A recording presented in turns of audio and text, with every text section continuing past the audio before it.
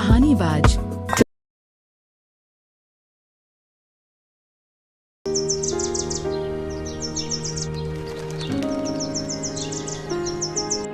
जय मां अम्बे, हमारी गलतियों को क्षमा करना और हम पर कृपा करना।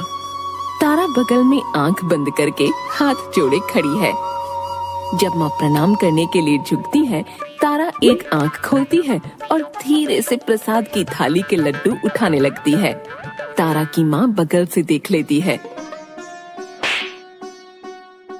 फिर से प्रसाद चोरी करने लगी। कितनी बार कहा है, भूख बर्दाश्त करना सीखो। कल को शादी होगी तो ससुराल में कैसे निभाओगी?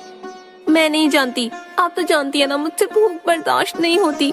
और रही बात ससुराल की, तो माँ अम्बे है ना मेरा साथ देने के लिए।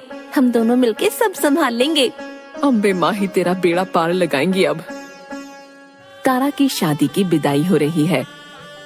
इन्हें अपने पास रखना बेटी, ये हमेशा तुम्हारी सहायता करेंगी।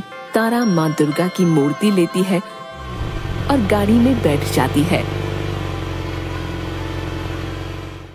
सुबह तारा तैयार होकर दुर्गा माँ को प्रणाम करते हुए, माता आप तो जानती हैं कि मुझसे भूख बर्दाश्त नहीं होती, कहीं से कुछ खाने के लिए दिला दो।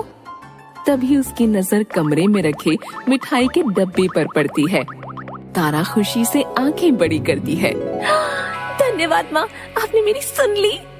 तारा मिठाई का डब्बा खोलकर खाने लगती है।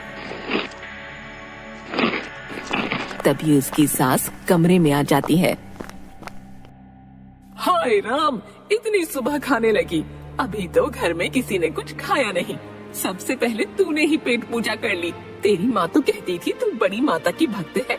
ये कौन सी भक्त है जो पूजा से पहले पेट पूजा करती है? तारा सिर नीचे करके सब कुछ चुपचाप सुनती रहती है। तभी तारा की जेठानी ये सब सुनकर वहाँ आ जाती है। मैंने तो कही थी ना कि लड़की मोटी है, ये क्या ही घर संभालेगी, पर मेरी देवर जी ने सुनी नहीं। अब खुद ही देख लो। तारा ये सब सुनकर सिर झुकाए रोने लगती है और उसकी आंखों से आंसू बहने लगते हैं। इसकी माँ ने तो कहा था कि इसे खाने का शौक है, पर मुझे क्या पता था कि इतनी सुबह से ही शुरू हो जाती है। अब रो क्या रही है, चल नीचे पूजा करने। तारा, उसकी सास और उसकी जेठानी पूजा घर में खड़े हैं। तारा की जेठानी तारा के कान में, देवरानी जी नाश्ता लगने में थोड़ा वक्त बाकी है, इतनी देर भूख रोक लोगी ना? तारा सुनकर चुप खड़ी रहती है। तारा की सास दुर्गा माँ की ओर हाथ उठाकर, बोलो अम्बे मात की जय। तारा और उसकी जेठानी हाथ जोड़कर प्रणाम करते हैं। तारा, आज तो तुम बस फल खाओ, सेहत के लिए अच्छा होता है और वजन भी कम रहता है। अरे माँ जी, इनसे फलों पे कैसे रहा जाएगा? इनकी सेहत तो देखिए, हम दोनों का मिला के है। तारा चुपचाप बिना कुछ खाए बैठी रहती है। क्या भाभी, आप बहुत मजाक करती हैं। इसका आज पहला दिन है, खाने दीजिए शांति से। पहला दिन है तो क्या हुआ? इन्होंने तो अपनी पेट पूजा का इंतजाम कर रखा है पहले ही। क्यों देवरानी जी? और जेठानी फिर हंसने लगती है। देखो, एक जरूरी काम से मुझे आज शहर से बाहर जाना है। मैं कल सुबह ही आ पाऊंगा।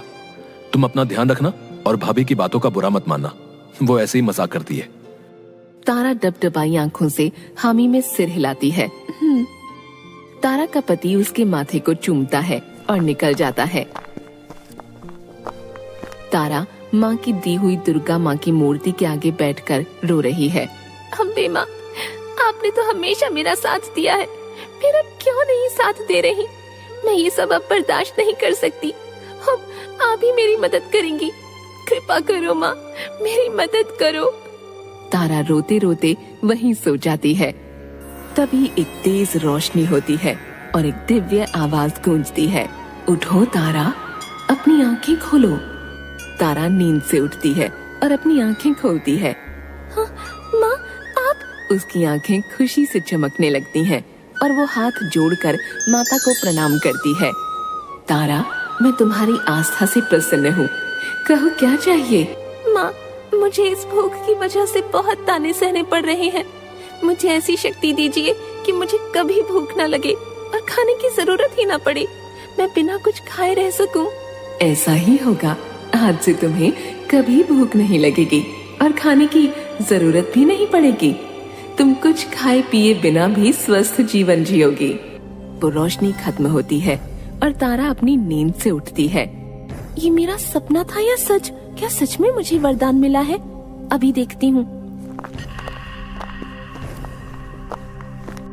तारा सामने रखे मिठाई के डब्बे को खोलती है। अरे, मुझे तो सच में भूख नहीं लगी और अपनी मनपसंद मिठाई देखकर खाने की जरूरत ही नहीं लग रही। जय मां अम्बे, आपने मेरी सुन ली और मुझे वरदान दिया। आप बड़ी दयालु हैं। जय मां अम्बे। ऐसे न्यू वीडियो के लिए कहानी बाज चैनल को सब्सक्राइब करें। Thank you.